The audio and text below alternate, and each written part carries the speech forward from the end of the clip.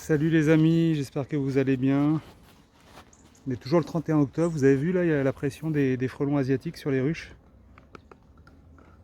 Donc là, les températures commencent à descendre, on va avoir 21 degrés cet après-midi. Ça va chuter jusqu'à 17 mercredi, on est lundi. Regardez comment il fait du stationnaire. Ça me fout les boules. Je vous referai une vidéo si je vous en ai déjà parlé pour le piégeage de printemps. Et puis quelque chose de nouveau qui va arriver. Il y a des scientifiques au Japon, je crois que c'est au Japon, qui ont réussi à isoler, au Japon, en Chine, qui ont réussi à isoler, non au Japon je crois, isoler les phéromones sexuels des frelons asiatiques japonais qui se rapprochent des nôtres. Et là ils sont en train de mettre au point ces 3 phéromones sexuels de façon à piéger, mais à partir de juillet, quand il y a la pression des ouvrières, de façon à diminuer les pressions sur les ruches. Voilà, sur un rucher qui serait... Donc là vous voyez, on a 2-3 frelons par ruche. Là c'est déjà une belle pression. Là ouais, c'est incroyable.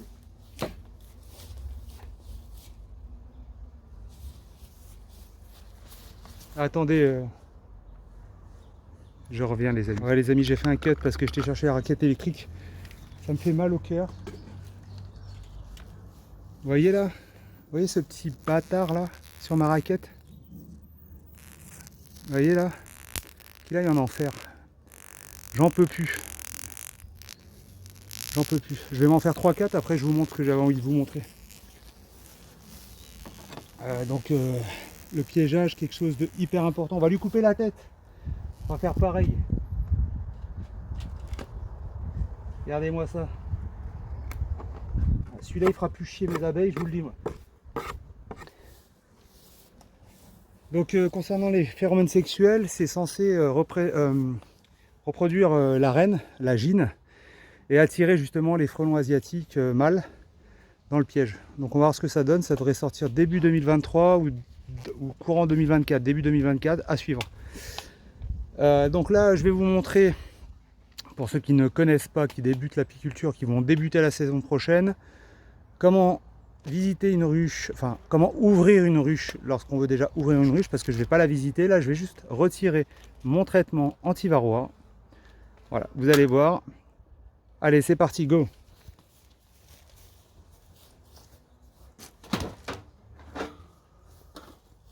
Alors on se présente à la ruche, on enfume légèrement, voilà,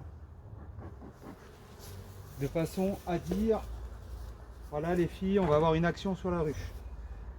Donc là j'ai un petit plancher, une petite plaque de plancher sur laquelle on va retrouver des varrois. Là il y en a pas mal des varrois. Donc il va y avoir un comptage qui va être fait là. Dans les 15 jours après le retrait. Il y a eu un comptage qui a été fait avant. J'ai pas les chiffres en tête, mais il y en avait pas mal. Et il y a certaines ruches où j'ai déjà fait mon comptage après retrait, parce que je les avais mis en avance. Parce qu'au retrait des hausses, après la dernière mielée, on peut mettre ces traitements tout de suite, on perd pas de temps. Et j'étais à un varroa en comptage, 1 par 24 heures. Alors,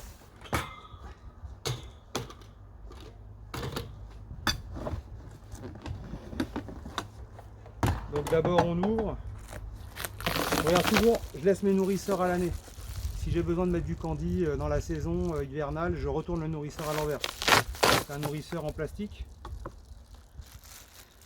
Donc là, bon, bah, il est super propre, hein. Il n'y a pas d'humidité. Ça peut arriver qu'il y ait de l'humidité. Ça veut dire que par exemple, si vous avez un support sous la ruche, il se peut que le support fasse office de plaque d'hivernage sans aération. Voilà. Donc on va voir si ça bouge. Voilà.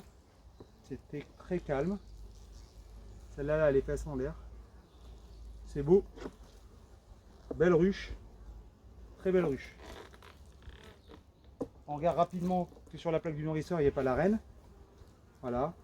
Donc là, elle est sur 8 câbles, il y a 2 partitions. Et j'entends le frelon qui tourne autour. Il me dégoûte.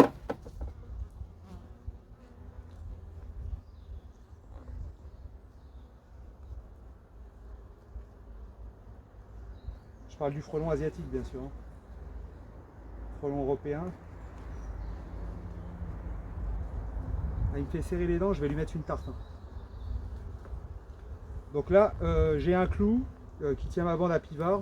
Je fais en sorte de ne pas toucher, de ne pas avoir de contact avec mes gants, avec la languette, la lanière. Hein, je ne vont pas sur les mots, on va appeler ça une lanière, ça s'appelle une lanière.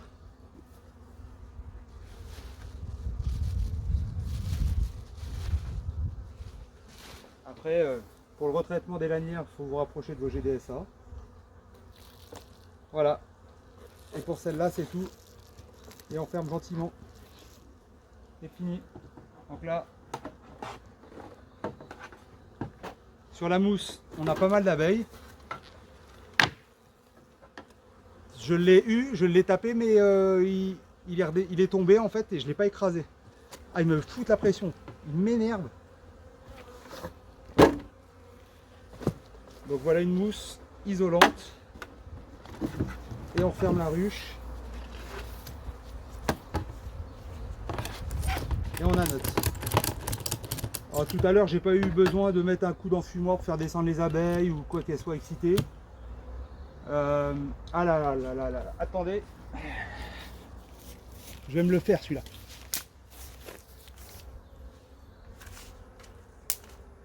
Ah, je vais me le faire.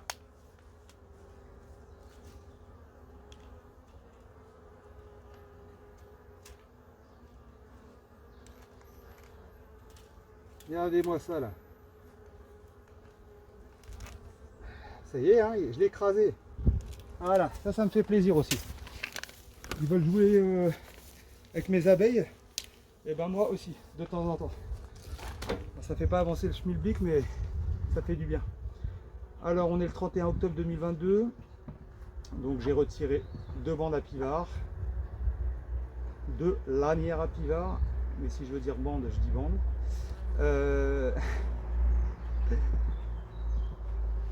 Et elles seront restées 12 semaines bien sûr. Allez, on va faire celle d'à côté aussi, si vous voulez. Comme ça, on va voir à quoi elles ressemblent. Vous avez vu que ça défend quand même pas mal hein, sur la planche d'envol. Hein. Elles sont en groupe hein, les abeilles. Hein.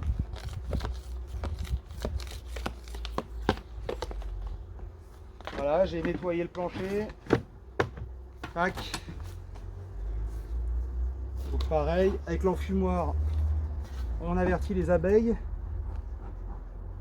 On va pas trop les embêter. Elles sont là en train de protéger la ruche des frelons asiatiques.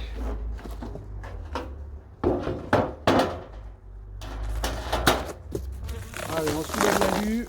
Il n'y a pas d'eau dedans, c'est parfait. C'est la condensation souvent. Voilà, ça bouge pas, c'est calme. Elles sont sur 9 cadres. Je vais effectivement lever le nourrisseur comme ça parce que vous ne voyez pas sinon. On jette un œil, qu'il n'y ait pas la reine. Voilà. On pose le nourrisseur sur le toit.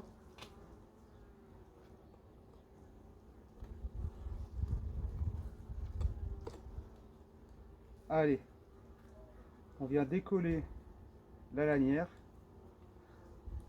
avec le lève-cadre. Pareil pour la deuxième. Donc là c'est tout propolisé. Hein. Avec le lève-cadre, je viens écarter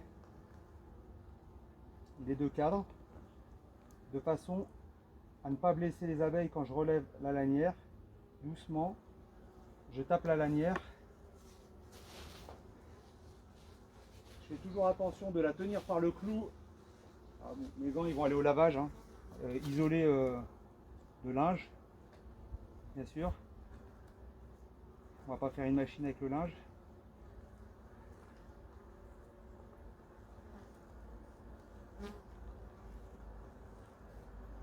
Pareil, hein, on écarte les cadres. J'aurais pu soulever là, tac, lui donner un peu plus de place. Voilà, c'est ce que je fais là. Hein. Fais attention de l'autre côté de ne pas écraser les abeilles, surtout de ne pas écraser la reine.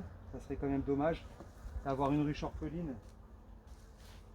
Les abeilles d'hiver, elles passeraient l'hiver, puisqu'il n'y a plus de ponte ou c'est la fin de la ponte. Après, c'est dommage, mais bon, ça peut arriver de perdre une reine comme ça. Après, est-ce que c'est rattrapable?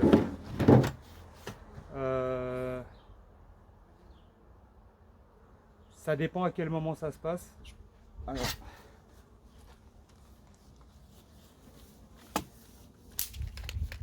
ça a claqué, hein? J'ai pas tapé assez fort. Je vais me le faire celui-là. Bon voilà les amis, l'important c'est la reine.